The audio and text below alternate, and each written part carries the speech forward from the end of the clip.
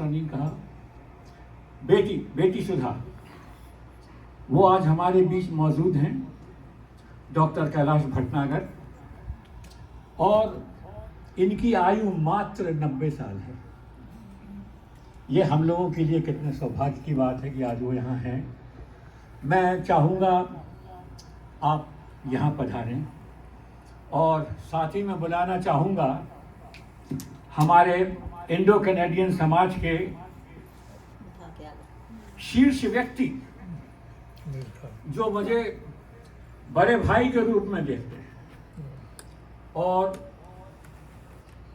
जिनके बारे में जितना कुछ कहूँ कम लगेगा। जो सेवा ये समाज की कर रहे हैं, भारत और कनाडा के रिश्तों को बेहतर कराने के लिए कर रहे हैं, वो सराहनीय है।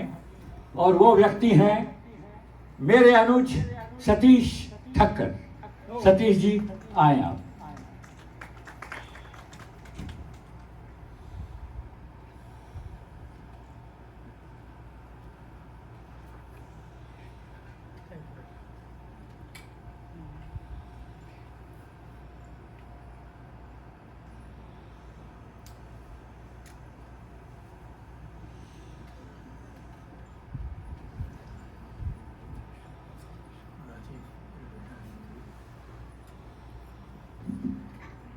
अब मैं प्रार्थना करूंगा डॉक्टर कैलाश भटनागर जी से कि वो अपनी बेटी के बारे में कुछ कहना चाहते हो तो अवश्य कहें। इससे पहले कि मैं बेटी सुधा के लिए कुछ हृदय के इमोशनल फीलिंग को करूं, मैं भगवान से प्रार्थना करता हूं इस आत्मा को, मेरी बेटी आत्मा सुधा बेटी को स्वर्ग नहीं, स्वर्ग से ऊपर एक और बैकुंठ धाम है, उस बैकुंठ धाम में उसका वास हो। इन्हीं शब्दों के साथ ही मैं अपनी बेटी सुधा को याद कर रहा हूँ और इतना निवेदन करना चाह रहा हूँ आप लोगों को कि मेरे को इस लगभग 20-22 साल हो गए। इस बेटी ने मुझे कभी भी, जब भी जहाँ मिलती थी, झुक करके मेरे प्रणाम करती थी, छोड़ती थी। मैं कहना बेटा तू मेरी धर्म की बेटी है, बेटियाँ माँ बाप की बात नहीं सुनते हैं, तू आराम से लेते। नहीं पापा, तुम मेरे धर्म के पापा हो, धर्म के हो, मेरे पता तो करने की मैंने कहा। लेकिन खैर इन्हीं शब्दों में इमोशनल हो गया चला जाता। मैं सुधा को 22 साल से बेटी के नाम से जानता था, और जब भी कोई पत्र लिखता था या ईमेल डालता था, उसमें डॉक्टर मिश्रा और सुधा बेटी, ये 2 शब्दों के साथ मैं उसको अपने को याद करता था, बेटी को। और ज़्यादा न कहने के बाद फिर मैं ज़्यादा इमोशनल हो जाऊंगा। संक्षिप्त वर्ग में यही है कि बस मेरी आत्मा, मेरी बेटी सुधा को बैकुंठ धाम में वास मिले, वो चिरंजीव रहे आत्मा से, उसको वो जहाँ भी हो। अंग्रेजी में है rest in peace, rest in peace, rest in piece.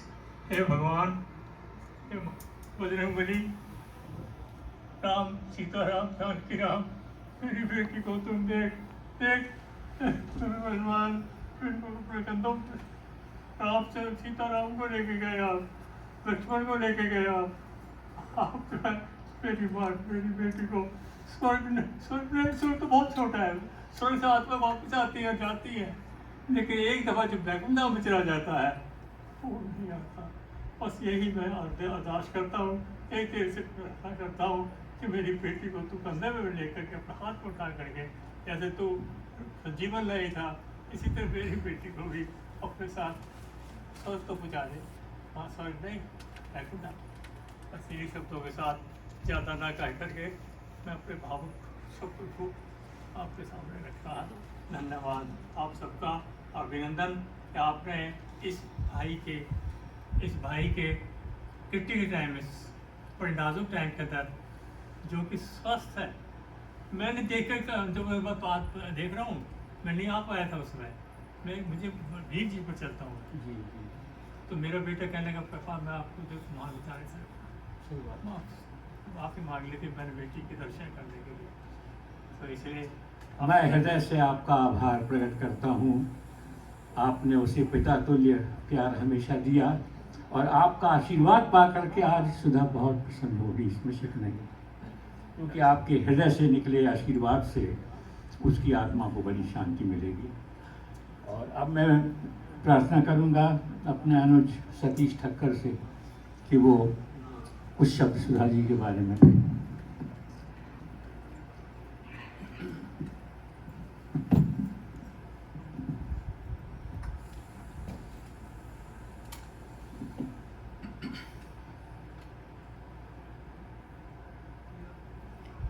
ओम नमो शिवाय।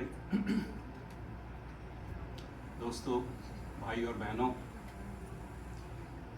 हम सब लोग आज एकत्रित हुए हैं हमारी सुधा भाभी जी, उनकी लाइफ को सेलिब्रेट करने के लिए। यही वो जगह है, यही वो मंच है जहां कुछ अरसा पहले उनकी कविताएं गूंजा करती थी। उनका लाइफ के प्रति जो एक जज्बा था, जो संवेदनाएं थी, भावनाएं थी, वो हमेशा से वो उजागर किया करती थी। हमारा परिचय बड़े भाई देवेंद्र मिश्रा जी से और सुधा भाभी से ऑलमोस्ट 20 साल पुराना है, आर्य समाज मंदिर की तरफ के थ्रू। मिश्रा जी वहाँ पे हमेशा 15 अगस्त 26 जनवरी के प्रोग्राम किया करते थे। हमारे बच्चे बहुत छोटे छोटे थे, उनको 26 जनवरी 15 अगस्त में पार्टिसिपेट करवाना और उनको मोटिवेट करना कि अपनी कल्चर, अपनी जो हेरिटेज है, अपनी जो धरोहर है, उसके साथ जुड़ के रहना। तो ये जीवन है, जैसे भाई साहब ने बोला कि मैं आज बहुत ज़्यादा सशक्त महसूस कर रहा हूँ, बहुत एनर्जेटिक और बहुत पावरफुल महसूस कर रहा हूँ। ये सुन के बहुत अच्छा लगा, बहुत खुशी हुई, क्योंकि जीवन चलने का नाम है, जीवन ठहरने का नाम नहीं है। जीवन हमेशा चलने का नाम है। आशा, निराशा, खुशी, गम, पाना, खोना, मिलना, बिछड़ना, ये सब जो है मन के भाव हैं। जब उन मन के भाव के साथ आपका ज्ञान का अलंकार जुड़ जाता है तो एक वो जो है सम्यक भाव आता है, और उस सम्यक भाव से आप इन सब भावनाओं से जो है ऊपर उठ जाते हो। हम ये भी जानते हैं कि ये जीवन इस पार भी है और उस पार भी है। जब हम इस पार आते हैं तो जन्म के साथ कितनी खुशी होती है। तो मैं कई बार अक्सर सोचता हूँ, तो क्या वहां पे भी एक परिवार से बिछोड़ा होता है?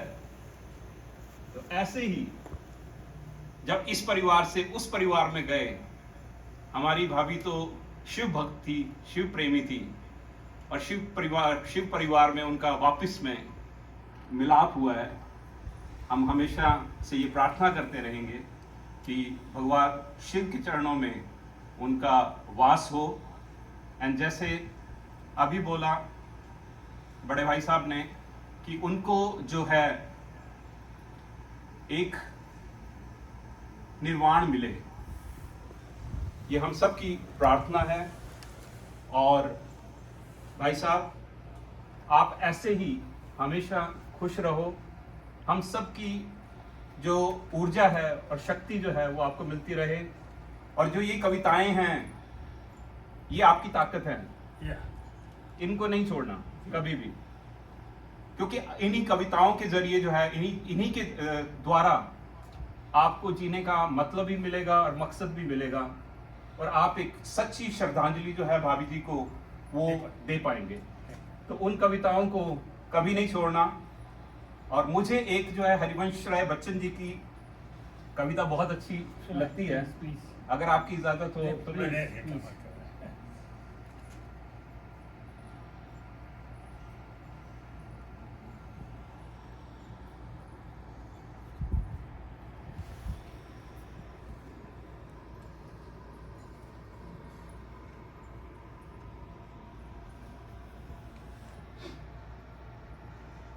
वो कविता का शीर्षक है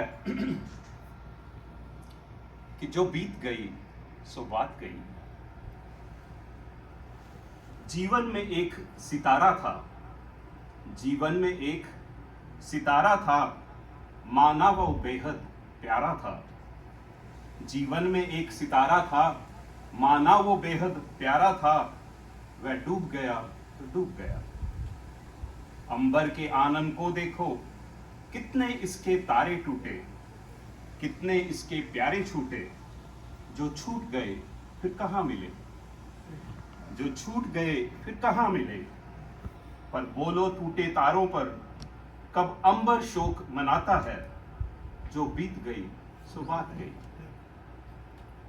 जीवन में वह था एक कुसुम, जीवन में वह था एक कुसुम, थे उस पर नित्य निछावर तुम। जीवन में वह था एक कुसुम, थे उस पर नित्य निछावर तुम। वह सूख गया तो सूख गया, वह सूख गया तो सूख गया। मधुबन की छाती को देखो, मधुबन की छाती को देखो, सूखी कितनी इसकी कलियां।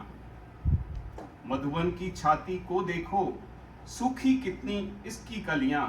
मुरझाई कितनी वलरियां, जो मुरझाई फिर कहाँ खिली, जो मुरझाई फिर कहाँ खिली। पर बोलो सूखे फूलों पर, कब मधुबन शोर मचाता है। जो बीत गई सो बात गई, जो बीत गई सो बात गई। तो जीने का जो जज्बा है, हम आपको सल्यूट करते हैं बड़े भाई साहब। ऐसे ही अपने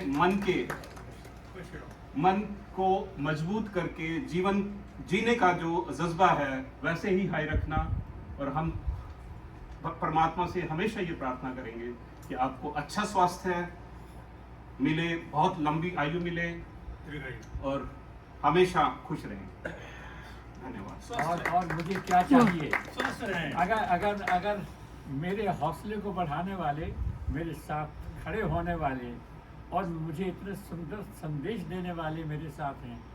I am the richest man in the world and happiest person on this earth. मैं आपको वचन देता हूँ कि मैं गिरने वाला नहीं हूँ। मैं वो सिपाही हूँ जो आखिर करता है। और उसी में सुधा जी की खुशी है।